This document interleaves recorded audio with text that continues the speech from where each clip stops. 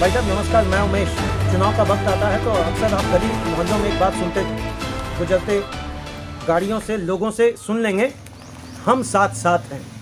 और चुनाव के बाद जनता के साथ कोई रिलेशन नहीं होता और बोला जाता हम आपके हैं कौन। अब ये हम आपके हैं कौन वाली में जनता और प्रतिनिधि के बीच कुछ ना कुछ सामंजस्य और कसमकस की स्थिति बनी रहती है। ऐसे में चलिए एक युवा जो शिक्षित है और वाकई शिक्षित है अपनी बात को रखेंगे। दुग्धा पश्चिमी विकास कर रहा है कि नहीं? सर मेरे नज़र में अभी तक मैंने देखा है जो विकास होना चाहिए वो नहीं हुआ है। आज से 10 साल पहले जहाँ दुग्धा था वहाँ से पीछे है या आगे? 5% आगे हुआ। 5%, तो काफ़ी स्लो इसका प्रोग्रेस, स्लो रेट है जी। और मैं कहना चाहता हूँ सारी पब्लिक से कि ऐसे अशिक्षित लोगों को यहाँ रखने का क्या मतलब है। अगर हमें एजुकेशन लेना है उसके लिए बहुत फाइट करना पड़ता है। मैं भी यहाँ से पढ़ा लिखा। पूजा सिंघल भी तो शिक्षित ही थी श्रीमान, 25 करोड़ डकार गई। कैसे हम मान लेंगे कि आप शिक्षित हैं तो आप सब कुछ बदल दीजिएगा?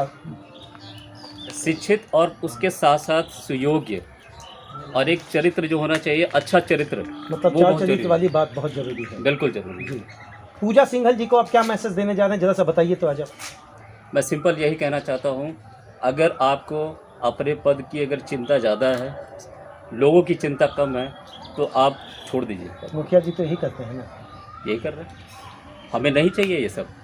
आप जनता के बीच में है, हमको लग रहा जनता है कि के आप बीच किसी में का सपोर्ट कर रहे हैं। मैं युवा को सपोर्ट करना चाहता हूँ। जो भी युवा है एक नाम अच्छा, लेने में इतना क्यों कतरा रहे हैं? बोलिए ना किनका सपोर्ट कर रहे हैं। जो भी शिक्षित है, सब तो शिक्षित है, सब सुयोग समाज सेवी उम्मीदवार सब दिख रहा है। किसको आप हम लोग स्कैनर लेके चेक करें श्रीमान? अब देखिए मैं चाहता हूँ जो भी यहाँ पे आए वो अपनी बात को रखे, ठीक है। मतलब सबसे पहले अपनी बात रखने में सक्षम हो। बिल्कुल बिल्कुल। और दूसरी चीज़ क्या है, एजुकेशन के स्तर पे देख रहा हूँ बिल्कुल ही एकदम ख़त्म हो चुका है। क्या करना चाहिए मुखिया जी को? मुखिया जी को एजुकेशन पे बढ़ावा देने चाहिए। प्रधानमंत्री कौशल विकास योजना इतना सारे देश में फैला हुआ है, यहाँ बिल्कुल नहीं है। प्रधानमंत्री आवास तो विकास कर ही रहा है। आवास नहीं कह रहा हूँ मैं, आवास तो विकास कर ही रहा, वहाँ उनका खेला होता है ना। बिल्कुल हो रहा है। कौशल में तो उनका खेला कर नहीं पाएंगे। हमें यहाँ पे शिक्षा के प्रति ध्यान देना है, बिल्कुल। रोजगार के प्रति ध्यान देना है, बिल्कुल नहीं है। मुखिया जी कैसे सृजन कर पाएंगे? अब मैं बता रहा हूँ कैसे होगा सृजन। जी।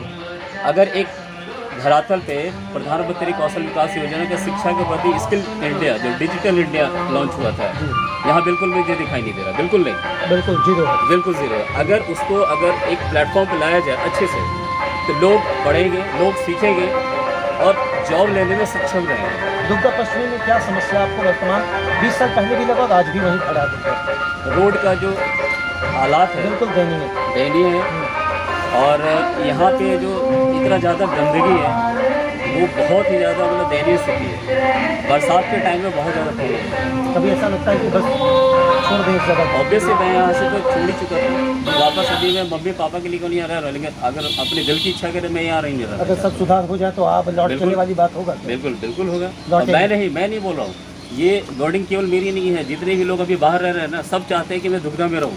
अब लौट चले वाली बात आएगी तो क्या क्या विकास आप अपने यहाँ चाहेंगे? बिल्कुल शिक्षा अच्छी होनी चाहिए। अगर मेरा खुद का बच्चा है ना, मैं चाहूँगा ना एक अच्छे से स्कूल में पढ़े। बिल्कुल नहीं है आपका। अच्छा, यहाँ स्कूल का समस्या है क्या?